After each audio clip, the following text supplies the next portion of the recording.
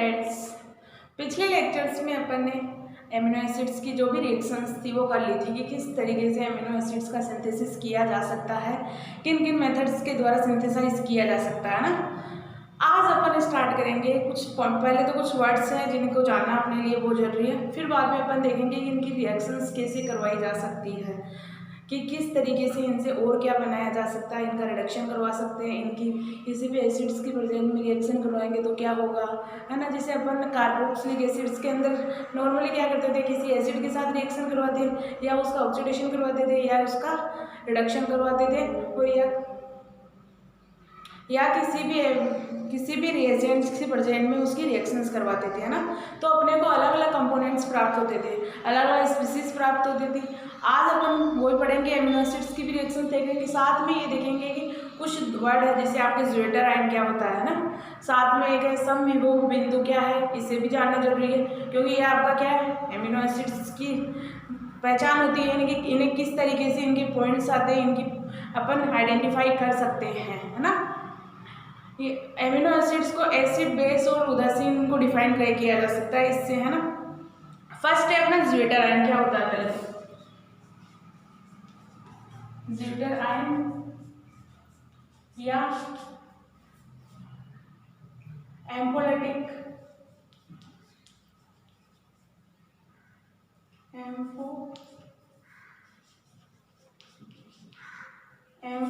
Point,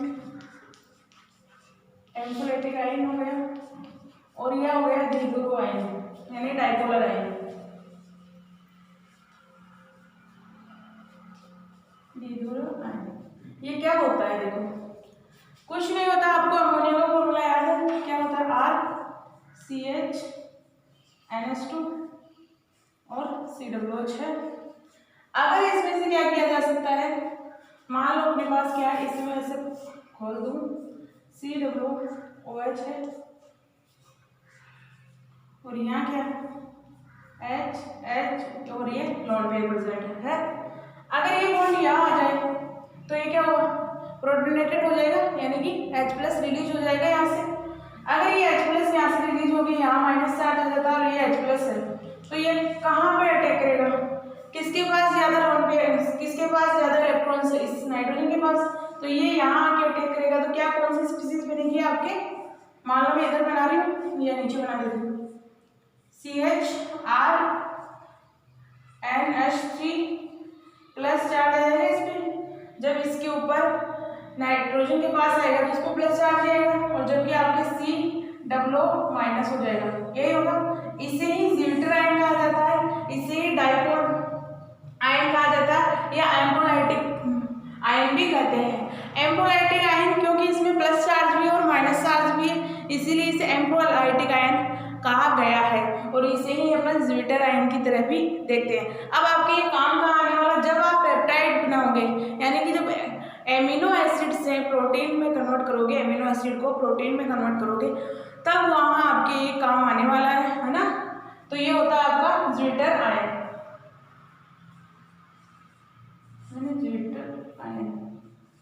zwitter ion okay. इसे कहा जाता है एम्फोलाइटिक या डाइपोलर। डाइपोल का मतलब वो क्या होता है कि आपके पास एक तो पॉजिटिव चार्ज होगा, एक नेगेटिव चार्ज होगा, और नॉन पोलर का क्या मतलब हो कि कोई चार्ज ना हो उसके पास, यानी कि दो बराबर भागों में वो कन्वर्ट हो जाए। जैसे H2 है आपका, वो क्या है, नॉन पोलर है, और जबकि HCl क्या है आपका, पोलर है। तो इसी तरीके से ये पोलर हो गया आपका, और अगर यहाँ अगर कोई कुछ चार्ज नहीं हो तो वो क्या हो जाएगा, नॉन पोलर हो जाएगा, है ना। तो इसे अपन डाइपोल आयन या ज्वेटर आयन कहते हैं। अब नेक्स्ट अपने पास एक वर्ड आता है समविभव बिंदु किसे कहते हैं, है ना। आइसोइलेक्ट्रिक पॉइंट किसे कहते हैं।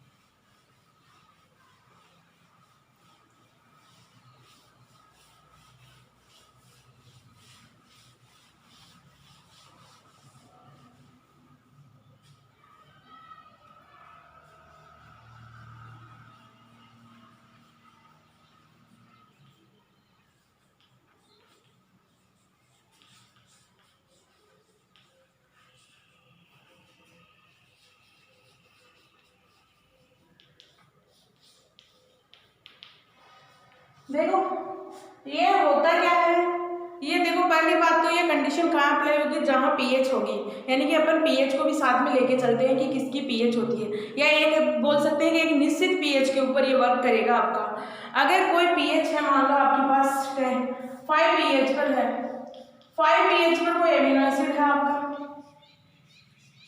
वो एमिनो एसिड्स इलेक्ट्रोड्स के पास कितने टाइम तक जाता है, यानी कि जाएगा या नहीं जाएगा, उस प्रॉपर्टी को अपन क्या कहते हैं, आइसोइलेक्ट्रॉनिक पॉइंट कहते हैं, आइसोइलेक्ट्रिक पॉइंट कहा जाता है। यानी कि ये किसी इलेक्ट्रोड होगा, मान लो ये सॉल्यूशन है और ये उसमें क्या है, इलेक्ट्रोड है, उस इलेक्ट्रोड में क्या किया मैंने, 5 पीएच का कोई सॉल्यूशन डाल दिया या 5 पीएच का कोई एमिनो एसिड है, उसके एमिनो एसिड की पीएच कितनी है किसी सॉल्यूशन में, 5 पीएच है, या अपन सॉल्यूशन का मान सकते हैं कि उस सॉल्यूशन की पीएच कितनी होगी, आपके 5 पीएच का कोई सॉल्यूशन है, उसमें एमिनो एसिड्स क्या है, प्रेजेंट है, वो एमिनो एसिड्स क्या करेंगे, इसके पास इलेक्ट्रोड के पास नहीं जा पाएंगे, उस नहीं जाने का कारण नहीं जा पाएंगे मतलब कि आपके जितने एमिनो एसिड है, जैसे उदासीन होगा, एसिडिक होगा, बेसिक होगा, इन तीनों की कंडीशंस क्या होगी, अप्लाई होगी वहाँ। अगर आपका अम्लीय होगा, सॉरी ये एमिनो एसिड्स क्या होंगे, इलेक्ट्रोड्स के पास नहीं जाएंगे, उस पॉइंट को या उस अपन बोल सकते हैं उस प्रोसेस को क्या कहते हैं, आइसोइलेक्ट्रिक प्रोसेस कहा जाता है। एक बिंदु द्वारा यानी कि एक पॉइंट, एक मान सकते हैं एक कैलकुलेशन के द्वारा इसे दिखाया जाता है। ओके, तो इसे कहा जाता है आइसोइलेक्ट्रिक पॉइंट कहा जाता है। ओके, मतलब यहाँ ये हुआ कि आपके कोई भी एमिनो एसिड्स किस पॉइंट तक या किस पीएच पर इलेक्ट्रोड के पास जा पाएगा या नहीं जा पाएगा, उस एरिया को कहते हैं। और ये होगा किसमें, विद्युत क्षेत्र में इलेक्ट्रोड की गमन नहीं करता है। कोई भी एमिनो एसिड होगा वो विद्युत क्षेत्र में इलेक्ट्रोड की ओर गमन नहीं करेगा, है ना, उसे कहा जाता है आइसोइलेक्ट्रिक पॉइंट कहा जाता है। ओके, अब आपकी बात आती है कि आइसोइलेक्ट्रिक पॉइंट किसका कितना है, उदासीन का कितना होगा और आपके अम्लीय का कितना होगा, है ना। तो आपके उदासीन का कितना होता है, 5.5 to 6.3 pH। सॉरी, अगर उदासीन की बात की जाए, उदासीन की बात करेंगे, उदासीन एमिनो एसिड्स की आइसोइलेक्ट्रॉनिक पॉइंट कितना होता है आपके 6.6 to 5.3 to 6.3 के बीच में होगा आपका, या 5.5 कर लो, 5.5 से 6.3 के बीच के होगा आपके उदासीन एमिनो एसिड्स की एमिनो एसिड का आइसोइलेक्ट्रिक पॉइंट। बस आपको तो ये ज़्यादा याद रखने की है, ये आपको अगर डेफिनेशन भी नहीं आती तो कोई चलेगा, लेकिन आपको बस इतना याद रखना है कि उदासीन एमिनो एसिड्स का आइसोइलेक्ट्रॉनिक पॉइंट कितना होता है, 5.25 से 6.3 होता है। अब बात आती है एसिडिक का कितना होगा, एसिडिक एमिनो एसिड्स का कितना होगा आपके 3.5 to 3.33 के बीच में होता है। ओके, एसिडिक एमिनो एसिड्स का आपके 3.3 से 3.5 के बीच का होता है। और कई बुक्स में आपके ये भी लिखा हुआ है कि एसिडिक एमिनो एसिड्स को केवल अपन 3 से भी रिप्रेजेंट कर सकते हैं कि उसका 3 आइसोइलेक्ट्रॉनिक पॉइंट होता है। और रही बात बेसिक एमिनो एसिड्स की, उनका बहुत ज़्यादा होता है, 10 के आसपास होता है ना आइसोइलेक्ट्रॉनिक पॉइंट। सबसे ज़्यादा अगर पूछा जाए कोई आ जाएगी सबसे ज़्यादा आइसोइलेक्ट्रॉनिक पॉइंट किसका होता है आपके बेसिक एमिनो एसिड का, यानी कि क्षारीय एमिनो एसिड का सबसे ज़्यादा होता है आइसोइलेक्ट्रिक पॉइंट, और सबसे कम किसका होता है एसिडिक एमिनो एसिड्स का, और बीच में किसका रहता है उदासीन का रहता है ना। तो ये होता है आपके आइसोइलेक्ट्रिक पॉइंट्स का। अगर आपके मान लो 3 से भी कम आ जाए तो वो आपका क्या होगा एसिडिक एमिनो एसिड ही होगा। और अगर आपके पास 7 या 6 से 6.3 से ज़्यादा आ जाए तो उस कंडीशन में आप मानोगे कि आपके क्षारीय एमिनो एसिड्स का आइसोइलेक्ट्रिक पॉइंट होता है ना। अब बात आती है कि आप वापस बता देती हूँ मैं, आइसोइलेक्ट्रिक पॉइंट किसे कहते हैं, किसी भी पीएच पर, है ना, किसी भी पीएच पर कोई भी एमिनो एसिड इलेक्ट्रोड पर गमन ना कर पाए, यानी कि इनके पास ना जाए इलेक्ट्रोड्स के। क्या होता है, वरना अगर कोई सॉल्यूशन में अपन इलेक्ट्रोड लगाते हैं तब क्या होता है, आयंस का मूवमेंट होता है, लेकिन यहाँ आयंस का मूवमेंट नहीं होता है। ओके, तो इस कंडीशन को कहा जाता है आइसोइलेक्ट्रिक पॉइंट कहा जाता है।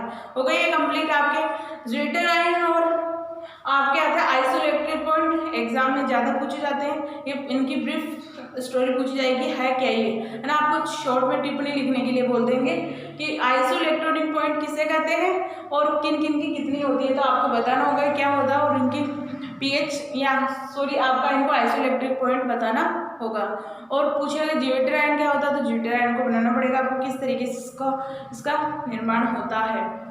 अब बात आती है कि आप क्या पढ़ेंगे, अपन अपने एमिनो एसिड्स से कौन कौन सी रिएक्शंस करवाई जा सकती है। ओके, वो देखेंगे अपन। केमिकल रिएक्शंस,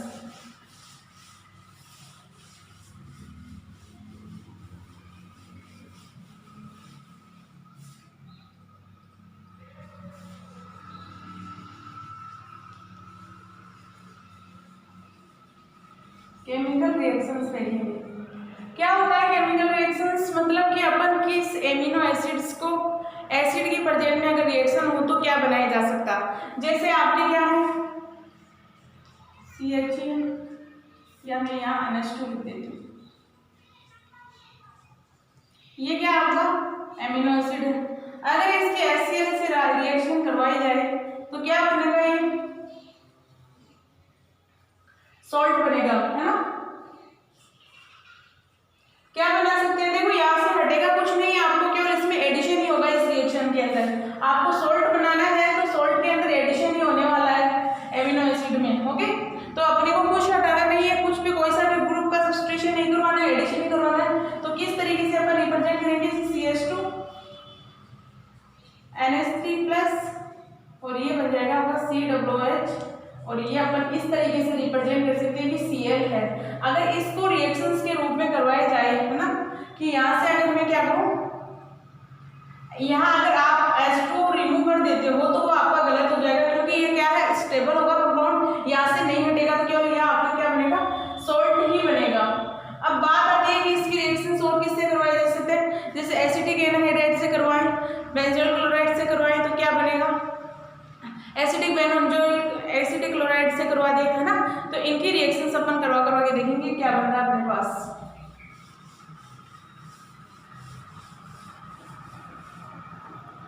सेकेंड आता है कि अपन एसिटिक एसिड की प्रेजेंस में किस तरीके से इनका क्या एमिनो एसिड की रिएक्शंस प्रोसीड करेगी वो देखते हैं अपन। तो ये हो गया आपका एमिनो एसिड NH2COOH।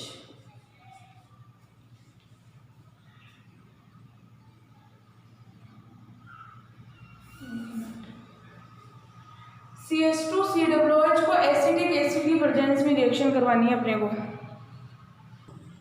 देखो ये सामने आपके कुछ रिएक्शंस लिखी हुई है कि एमिनो एसिड से इनके साथ रिएक्शन करवाने पर आपको क्या प्रोडक्ट करना। बहुत इजी है, ज़्यादा टिपिकल नहीं है आपके, है ना।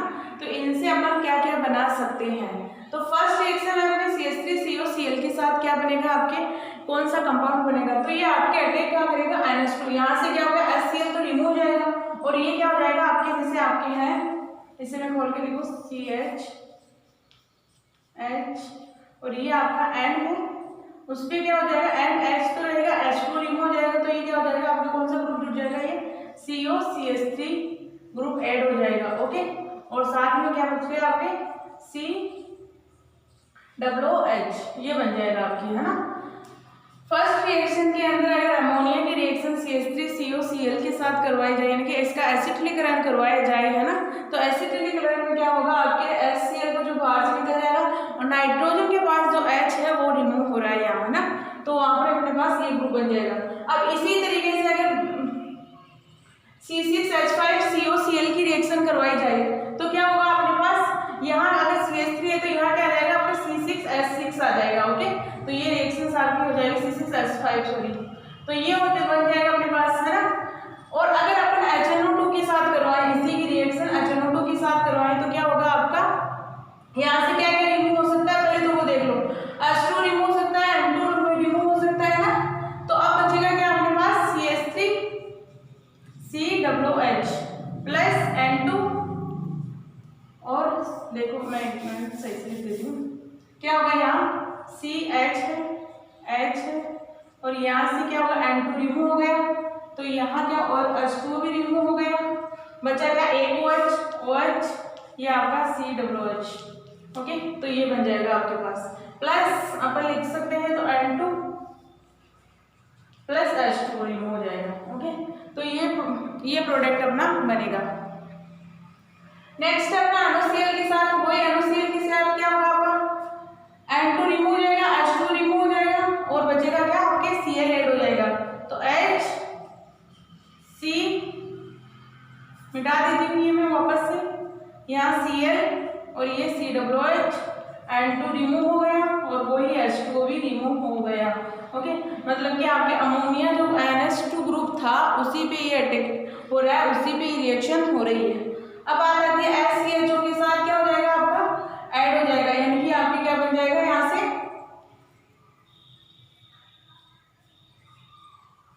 CH2 double bond CH। SCHO के साथ अगर इसे ढंग से लिखा जाए तो आपको इसमें ज़्यादा कोई नहीं, बस देखने में लग रहा है कि आपको पता नहीं क्या बनेगा, है ना। तो 1 मिनट में इसे सही से लिखती हूँ। देखो इस SCHO के साथ सही से रिएक्शन करवाया जाए, देखो यहाँ से क्या होगा, ये क्या है NH2 CH2 और COOH, तो यहाँ से क्या होगा आपका, यहाँ से H2 रिमूव हो जाएगा, डबल बॉन्ड बनेगा, तो ये क्या बन जाएगा आपका product CH2 double bond N CH2 COOH। Okay, तो ये बन जाएगा अपना। और अगर लिथियम एल्यूमिनियम हाइड्राइड के साथ करवाया जाए तो ये क्या करता है आपका अपचेन करता है, और अपचेन किसका करेगा, देखो अमोनिया का, सॉरी एमीन का ग्रुप, एमीन ग्रुप का तो करेगा नहीं, NH2 समूह का क्या अपचेन करेगा, नहीं करेगा, किसका करेगा, यही दिख रहा है कार्बोक्सिलिक समूह। अपचेन क्या होता है, ऑक्सीजन का हटना, तो यहाँ से क्या होगा ऑक्सीजन रिमूव हो जाएगा। तो अगर कार्बोक्सिलिक समूह का जब जब अपचयन करवाया जाता है तो क्या फॉर्म होता है आपके पास, इसी को ले लेती हूँ NH2 CH2, और ये क्या बन जाएगा आपका CH2OH बन जाएगा। ओके, ये होता है रिडक्शन।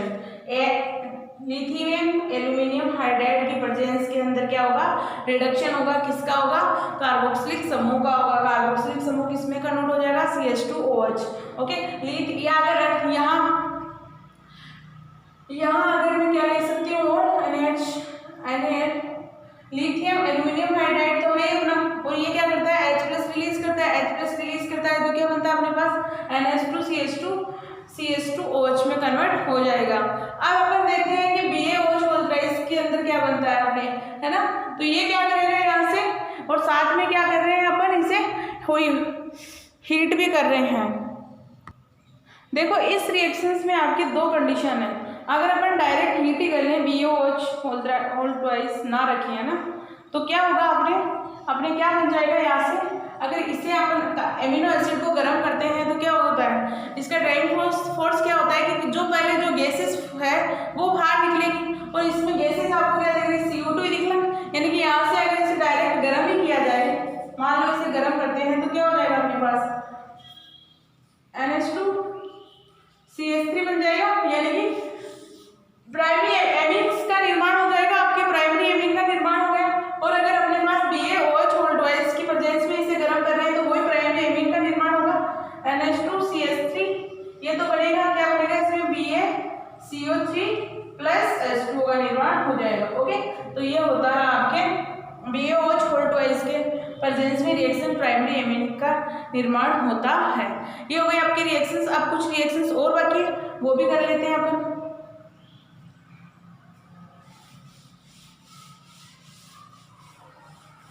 अब क्या करना है आपको, मान लो आपके वो ही करना है, रिडक्शन करवाना है। रिडक्शन किसकी प्रेजेंस में करवाओगे आप, मान लो लेड की प्रेजेंस में या पिरिडीन की प्रेजेंस में, पिरिडीन कोई आपका सॉल्वेंट होगा उसकी प्रेजेंस में अगर रिएक्शन करवाएंगे तो क्या होगा ना, वो देखने 1-2 रिएक्शंस हो रही है आपकी।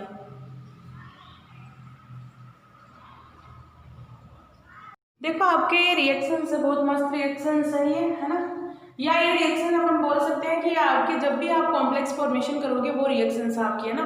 कॉम्प्लेक्स फॉर्मेशन किस तरीके से किया जा सकता है, आपके कॉपर ऑक्साइड है, आपके कॉपर ऑक्साइड में क्या होगा, 2 मोल बनने के लिए एमिनो एसिड के लिए एमिनो 2 मोल लिया और एक अपने लिया CuCO लिया है ना। तो इसमें क्या होगा, यहाँ से क्या होगा, दोनों में से क्या होगा, H तो रिमूव हो जाएगा और यहाँ से H2 बाहर निकल जाएगा। यानी कि अगर 2 एमिनो एसिड ले रहे हैं कॉपर ऑक्साइड की प्रेजेंस में तो क्या हो रहा है, यहाँ से H2 तो रिमूव हो जाएगा, कॉपर ऐड हो जाएगा। आप ऐड तो करोगे नहीं इसमें कॉपर ऐड, तो कॉपर ऐड करने के लिए अपने पास ये कॉपर है तो क्या करेगा, कोई भी कॉम्प्लेक्स का निर्माण करेगा, है ना। कॉम्प्लेक्स का निर्माण ही होता है और अपन ये बोल सकते हैं कि लिगेंड की तरह बिहेव कर रहा है, तो यहाँ लिगेंड की तरह बिहेव करेगा आपके पास। जैसे अब अपने पास अगर यहाँ से इसमें से H रिमूव करवा दिया जाए तो क्या बनेगा आपका CH2 COO- और ये आपका होगा NH2। अब इसमें से आपको मुझे बताना है कि इसमें नंबर ऑफ डोनर साइट कितनी है, यानी कि कौन कौन से एटम इलेक्ट्रॉन्स दे सकते हैं और कॉपर के साथ बाइंडिंग बना सकते हैं या बोल सकते हैं कॉम्प्लेक्स बना सकते हैं। कौन कौन से एटम है इसमें जो मेटल के साथ कॉम्प्लेक्स फॉर्म करेंगे या डोनर साइड कितनी होगी, कितनी दिख रही है आपको, आप एक बताओगे जो कि आपका गलत होगा। कौन कौन सी होगी आपके पास, जैसे आपके पास मान लो ये क्या है, ऑक्सलेट है COOH और इसमें COOH दे दिया जाए आपको, फिर इसमें पूछा जाए कि आपके इसमें नंबर ऑफ डोनर साइड कितनी है, तो आप क्या बताओगे, 2 बताओगे। कैसे, क्योंकि अगर यहाँ से H2 ये H2 रिमूव हो जाए, है ना, H2 गैस के रूप में रिमूव हो जाए तो क्या बनेगा, ऑक्सलेट आयन बनेगा। तो यहाँ नंबर ऑफ डोनर साइड कितनी हुई, ये दोनों है, यहाँ से भी मिल सकता है और यहाँ से भी मिल सकता है, मेटेरियल के साथ बना सकता है। तो इसमें भी कैसे, यहाँ से भी आपको मिलेगा और NH2 के पास क्या होता है, आपके लॉन पेयर होता है, वो देगा अपना इलेक्ट्रॉन, देगा तो कोई कॉम्प्लेक्स फॉर्मेशन के लिए। ये देखो आपके जैसे अमोनिया है, NH3 लिगेंड की तरह बिहेव करती है आपके, लिगेंड में यहाँ ये जो आपके इसमें लोन पेयर होते हैं वही तो डोनेट करती है। उसी तरीके से कार्बोनिल समूह हो गया, वो भी क्या करता है, अपने लोन पेयर तो डोनेट करता है। जैसे कि PS3 हो गया, PS3 भी क्या करता है, आपका लोन पेयर ही तो डोनेट करता है। तो इसमें भी क्या आपके लोन पेयर प्रेजेंट है, तो ये किसकी तरह बिहेव कर रहा है, लिगेंड की तरह बिहेव कर रहा है। तो यहाँ कॉम्प्लेक्स कैसा फॉर्मेशन होगा, 2 मॉलिक्यूल लिए अपन ने एमिनो एसिड के, तो अपने पास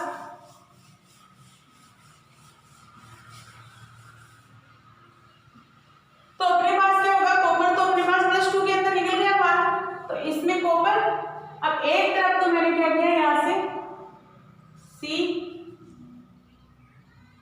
ऑक्सीजन डबल बॉन्ड O और ये अपना CH2 इधर आ जाएगा और यहाँ से क्या मिल जाएगा अपने पास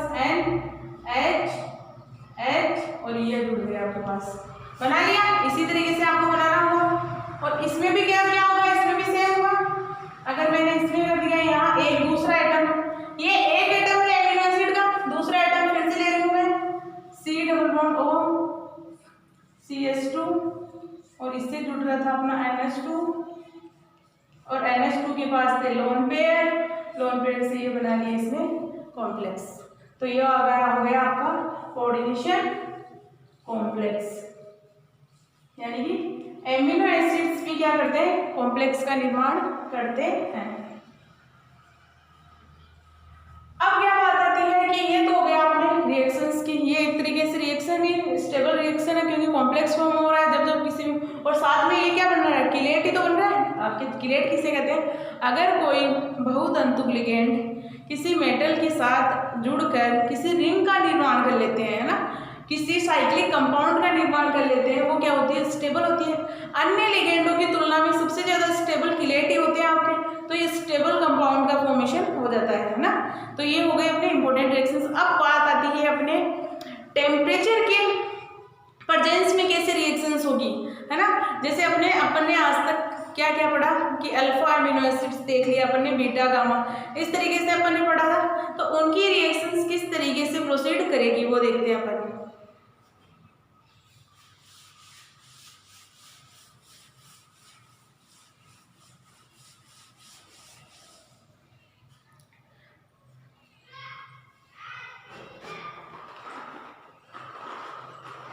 देखो आपके हैं, मैंने ले लिया मान लो कोई बीटा या गामा एमिनो एसिड ले लिया। गामा एमिनो एसिड किसे कहते थे, COOH हो गया, CH2 हो गया, CH2 हो गया और ये CH2 हो गया। अगर आपके गामा एमिनो एसिड का मतलब अल्फा, बीटा और गामा, गामा कार्बन पर एमिनो NH2 समूह ऐड है तो इसे कहते हैं अपन गामा एमिनो एसिड।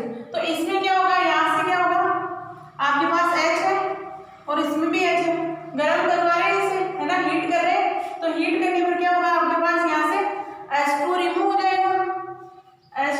रिमूव हो जाएगा। पहले तो H2 ही होगा, इसका ड्राइविंग फोर्स क्या होगा इसमें, H2 होगा। यहाँ से CO2 गैस नहीं मत निकाल देना बाहर, वो नहीं निकलेगी। इसमें एक पॉसिबिलिटी और दिख रही है, आप बोलोगे कि मैम यहाँ जब कार्बन इस पे था एमीन ग्रुप, वहीं से वहां से तो मैं अपन H2 निकाल सकते थे। ये लो मैंने निकाल दिया, यहाँ से मान लो H2 निकाल दिया, ये लो। तो रिंग कितने मेंबर होगी आपके, 3 मेंबर रिंग होगी।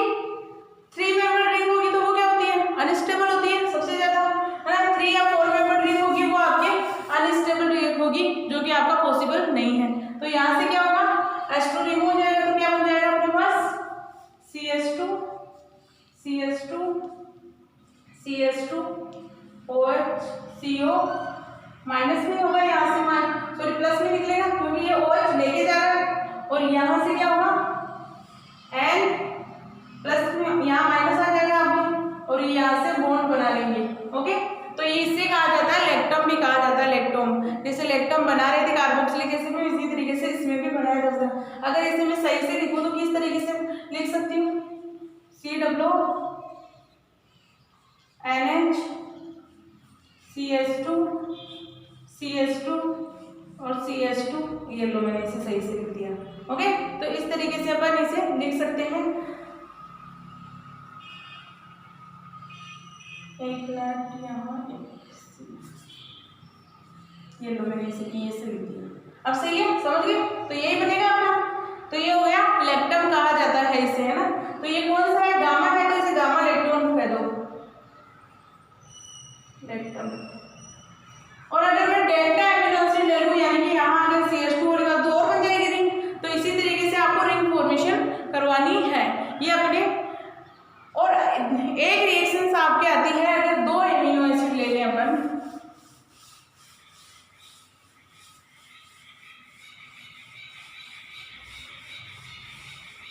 मान लो मैंने ये ले ली 2 एमिनो एसिड की यूनिट ले ली, CH2 NH2 CH2 COOH। दूसरा मैंने एमिनो एसिड ले लिया NH2 CH2 ये ले लिया मैंने दूसरा एमिनो एसिड, इस तरीके से, ताकि आपको रिएक्शन अच्छे से समझ में आ जाए, है ना। तो देखो एक मॉलिक्यूल तो आपके क्या होगा, H लिख दूं यहाँ, एक H2 तो यहाँ से रिमूव हो जाएगा, गर्म ही करवा रहे हैं, है ना, हीट के प्रेजेंस में। और एक क्या होगा, यहाँ से रिमूव हो जाएगा, ऐड करवा दो मैंने सीधा सीधा, तो क्या हो जाएगा CH2 C double bond O NH CH2 और इधर इस तरीके से इसे करवाएं तो NH, और अगर इसे लिखें C डबल बॉन्ड O और ये लो। अगर इसे सही से लिखना चाहते हो आप, इतने मेंबर रिंग हो गई, 1 2 3 4 5 6 7 8 मेंबर रिंग हो गई। तो आप 8 मेंबर रिंग जैसे लिखते हैं अपन, जैसे C double bond O CH2 sorry NH2, ये हो गया आपका CH2 और यहाँ आ जाएगा आपका NH C double bond O, और यहाँ से हो जाएगा आपका CH2 और एक CH2 और एड हो जाएगा, है ना, CH2, है ना। तो इस तरीके से अपन बना सकते हैं। और अगर अपन यहाँ से एक कार्बन, यानी कि एक कार्बन को कम कर दें, यानी कि अपन कौन सा ले लें, अल्फा एमिनो एसिड ही ले लें, अल्फा एमिनो एसिड की 2 यूनिट ले लें, तब